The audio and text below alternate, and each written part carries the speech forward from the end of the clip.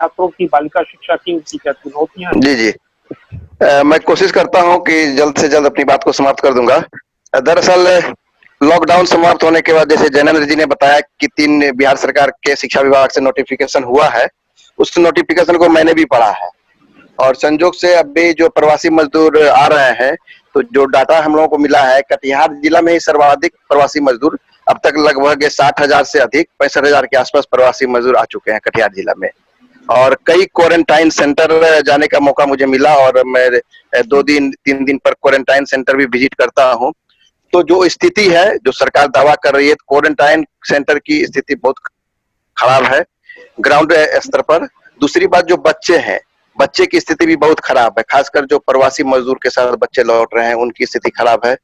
और जो शिक्षा देने की जो इस लॉकडाउन के पीरियड में जो इस विद्यालय बंद करके जो शिक्षा ऑनलाइन देने की व्यवस्था सरकार की है, एक तो दूरदर्शन के माध्यम से है, दूसरा उन्नयन ऐप है उसके माध्यम से है, और कुछ ऑनलाइन व्यवस्था के जरिए सरकार दावा कर रही है कि हम ऑनलाइन शिक्षा दे रही है। और ये हम जो कई जगहों पर देखे हैं कटिहार के ग्रामीण क्षेत्रों में जाकर के, तो ये पूरी तरह से सरकार का ऑनलाइन शिक्षा फ्लॉप है।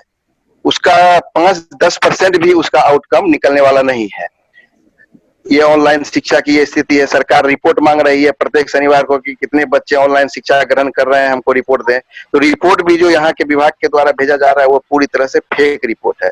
सब लोग अपने को बचाने के इसमें लगा हुआ है। अभी तो हड़ताल के बाद जो शिक्षक लोग काम पर लौटे हैं, सभी को क्वारंटाइन सेंटर में लगाया गया है, और जो प्रवासी मजदूर आ रहे हैं उनकी देखरेख में लगाया गया है। धन्यवाद सूरज जी। आरा से रवि प्रकाश जी है। रवि प्रकाश जी से अनुरोध है कि जी सर, नमस्कार।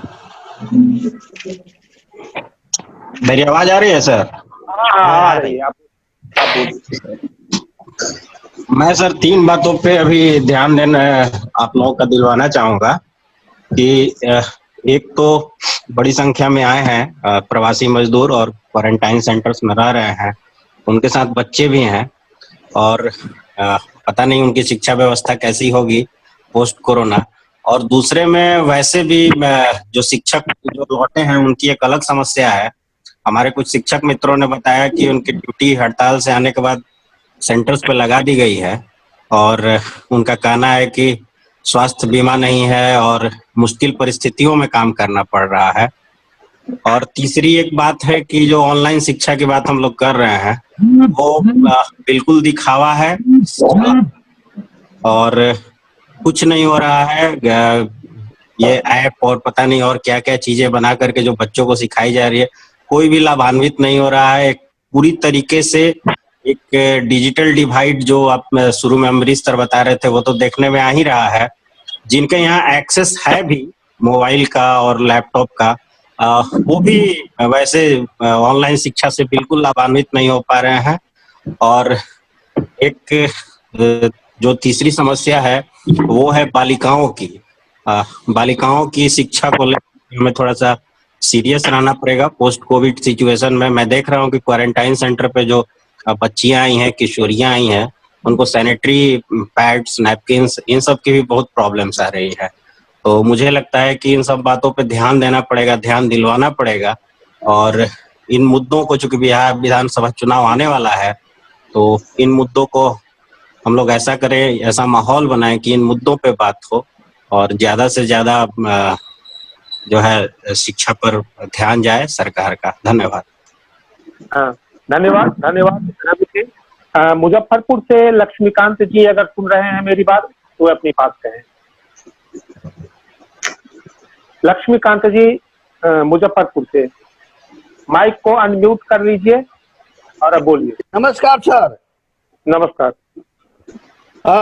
हमरा इसमें कहना है सर कि खास करके जैसे लोकल स्तर पर जो हमारा जैसे इसमें हम लोगों को देना चाहिए, जो अभी ढेर सारे बच्चे जो लौटे हैं अभी प्रवासी के साथ है, उसमें उन लोगों को बिहार में खास करके बहुत जगह पर टोला सेवक, शिक्षा सेवक जो चल रहा है, उसके लिए भी हम लोगों को काम करना चाहिए। सरकार को ध्यान आकृष्ट करना चाहिए कि उनको उसमें बच्चों को पढ़ाने के लिए उनको लगाया जाए। दूसरी बात, समस्या एक बहुत बड़ी बात होगी सर कि जो बच्चे बाहर से आ रहे हैं और दूसरे स्टेट से आ रहे हैं, उस बच्चे को जो ग्रामीण क्षेत्र में आ रहे हैं उनको लैंग्वेज का बहुत बड़ा प्रॉब्लम होगा। हो सकता है कोई बंगाल से आए हैं, कोई आसाम से आए हैं, कोई गुजरात से आए हैं, कोई महाराष्ट्र से आ रहे हैं, कोई केरल से आ रहे हैं। वैसे लोगों को लैंग्वेज का, चूंकि हमारे यहाँ जो लैंग्वेज है उस लैंग्वेज से उसका मिलता जुलता नहीं है, तो वो बच्चे को लैंग्वेज के भी प्रॉब्लम होगा आने वाले समय में शिक्षा देने में। और तीसरी बात है कि ऑनलाइन के सवाल पर जहां तक ये सवाल है, उसमें बच्चियों के, इतने बच्चियों के पास में हम नहीं देख रहे हैं कि उनके पास ऑनलाइन का कोई व्यवस्था है। और उनकी ऑनलाइन का जो खास करके अभी बाहर से आए हैं, रह रहे हैं अभी गांव में और वो पहुंचे हैं, तो उनको मोबाइल और नहीं है ना कंप्यूटर होगा। सरकार ऑनलाइन की चर्चा कर रही है, उसके लिए क्या व्यवस्था होगा, इस पर भी हम लोगों को ध्यान देना चाहिए। अभी खास करके अभी क्वारंटाइन सेंटर पर जो है, जो सरकार जो घोषणा कर रही है, घोषणा के बदले में हो क्या रहा है कि अभी मात्र 5-6 दिन रख कर और लोगों को खाना पूर्ति करके लोगों को घर भेजा जा रहा है। कोई सैंपलिंग का टेस्ट नहीं किया जा रहा है और इस तरह बिना जांच किए हुए लोगों को खाना दिया जा रहा है। ये सब खाना पूर्ति का कार्य भी हम लोगों के लिए बहुत ही चिंताजनक बात है। और खास करके हम लोग तो विभिन्न क्षेत्र में गए हैं, क्वारंटाइन सेंटर पर भी गए हैं, अपने भी हम लोग अपने स्तर से लोगों के पास ये साबुन और सैनिटाइजर और साथ साथ मास्क भी वितरण किए हैं हजारों के संख्या में लोगों के बीच। इसलिए हम चाहेंगे कि इसको भी ध्यान रखना चाहिए। भाषा, बालिका शिक्षा के संबंध में कि भी उसके ध्यान देकर कि उसको कौन कैसे ऑनलाइन की व्यवस्था होगी, यह सरकार के खाली डपोर संख्यक जो घोषणा हो रहा है उससे काम नहीं चलेगा। धन्यवाद सर। धन्यवाद लक्ष्मीकांत जी। सर हम जहानाबाद से बात रखना ये चाह रहे हैं कि अभी जो प्रवासी मजदूर के साथ साथ जो छात्र और बच्चे आ रहे हैं, तो कई जगह आवाज पहुंच रही है सर? हेलो, हाँ आवाज मिल रही है, आवाज जा रही है? हाँ। तो अभी स्थिति ऐसी है कि जहां ऑनलाइन के जहां तक सवाल है, तो कई ग्रामीण क्षेत्र के जो बच्चे हैं उनके पास तो ये साधन है नहीं, और कुछ लोगों के पास हैं तो कई सेंटर के टीचर इसके लायक अवेलेबल नहीं है, इसलिए जोड़ नहीं पाए हैं। और कहीं कहीं शहरों में, टाउन वगैरह में चल रहा है, लेकिन विलेज एरिया के जो स्कूल है, ग्रामीण क्षेत्र का स्कूल है, इन स्कूलों में तो बहुत स्थिति अच्छी नहीं है ऑनलाइन का। एक तरह से एक कहने के लिए हो जाएगा कि सरकार चला रही है शिक्षा, ऑनलाइन भी शिक्षा सब जगह चल रहा है, ये कहने के लिए हो जाएगा। लेकिन जमीन पर अगर देखा जाए तो पूरी तरह से ये फेल है। और जहां तक क्वारंटाइन सेंटर की बात है, तो वहां भी सरकार के द्वारा बेहतर व्यवस्था नहीं है, न शिक्षा के बेहतर है, न वहाँ खाने की व्यवस्था है, न जो प्रवासी मजदूर आ रहे हैं। हम लोग खुद देख रहे हैं, 2-4 अपना पंचायत में भी देख रहे हैं, कई जगह देख रहे हैं। तो कुछ लोगों के सहयोग से काफी लोचा है उसमें, कभी बीडीओ साहब को इंचार्ज बना दिया जाता है, कभी सीओ साहब को इंचार्ज बना दिया जाता है, कहीं भोजन कहीं दूसरे डिपार्टमेंट से आएगा, तरह तरह के डिफिकल्ट स्थिति है। तो स्थिति ऐसी है कि जो ऑनलाइन की शिक्षा है इसके लिए तो हम लोग को यहाँ है ही नहीं, बहुत ग्रामीण क्षेत्र में नगन है। बालिकाओं की स्थिति तो और है बदतर, इसलिए कि उन लोग के पास मेंटली रूप से उनके जो पेरेंट्स हैं वो भी उस तरह से उसको जोड़ नहीं पा रहे हैं, और न ही शिक्षक ही इतना एक्टिव है या सरकार की। अभी बता रहे थे कुछ लोग, पानी पिलाना था दीपा, अभी आप बोलिए। बता रहे थे कि अभी आए सारे शिक्षक जो हाल के सही साधन पर्याप्त मात्रा में उनका सेफ कोविड-19 से जो सुरक्षा होना चाहिए उनके पास ही सब कुछ नहीं है। तो स्थिति बड़ा जो कहा जाए कि शिक्षा का जो स्थिति है वो बहुत दयनीय हो चुका है। लोगों को, बच्चों को, या जो क्वारंटाइन में हैं बच्चे, अगर आप भी गए हैं कहीं है भी, तो उसका सही ढंग से उसका व्यवस्थित उपचार नहीं हो पा रहा है, नहीं शिक्षा का और न जो लोग क्वारंटाइन में प्रवासी मजदूर आए हुए उनका। तो हम लोग कई जगह सेंटर देख रहे हैं, बहुत करीब से देख रहे हैं, तो नहीं सही से खाने की व्यवस्था है, नहीं सफाई वाला है, नहीं कोई खाना बनाने वाला मिल रहा है। किसी तरह से किसी के सामाजिक के लोगों के पकड़ के प्रेशर में, दबाव में किसी तरह से काम किसी तरह थोड़ी बहुत हो जा रहा है।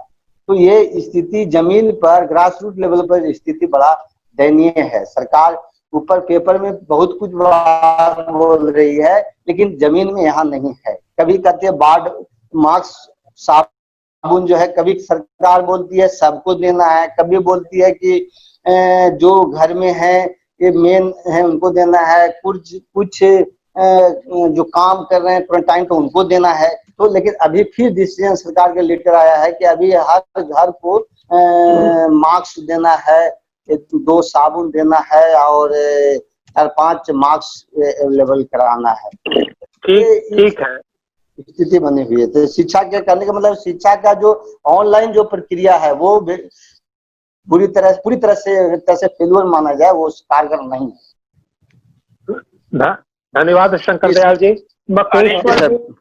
अनिल जी एक शब्द केवल बोलना चाहेंगे 5 मिनट। मतलब ये कहना चाह रहे हैं कि आपके सेशन में हम लोग एक्शन प्लान क्या करेंगे, प्रत्युष बोल रहे हैं ऑक्सफैम से, क्या करेंगे ये तो आपका निश्चित तौर पे आप प्लान किए ही होंगे कि हम लोग इसको एक्शन में कैसे तब्दील करें। एक चीज जो गांव से खबर आ रही है, विभिन्न एरिया से जो लोग हैं वो बता रहे हैं, मतलब जो संगठन के लोग हैं या फिर जो पर्सनल लोग हैं वो भी, कि मुखिया जी और बाकी जितने लोग हैं ये लोग अनाज जो क्वारंटाइन सेंटर में हमारे मजदूर भाई लोग हैं उनके लिए जो आ रहा है ये लोग खुद कंज्यूम कर रहे हैं। मनरेगा में इन लोगों को काम नहीं दिया जा रहा है, जेसीबी मशीन से काम करा के अपने लोगों का नाम उसमें दे दिया गया है। तो ये एक बहुत बड़ा एक घोटाला है जिससे जो हम उम्मीद कर रहे हैं कि जो मजदूर भाई हैं उनको काम रोजगार मिलेगा, यहाँ पे वो नहीं मिल रहा है। तो हम लोग इसके लिए सोशल ऑडिट की मांग करेंगे, ये अपने जरूर अपने प्लान ऑफ एक्शन में डालेंगे। हम लोग आखिरी सत्र में जब ये चर्चा करेंगे कि हम लोग आगे कैसे लेके जाएं चीजों को, तो ये जरूर डालिएगा।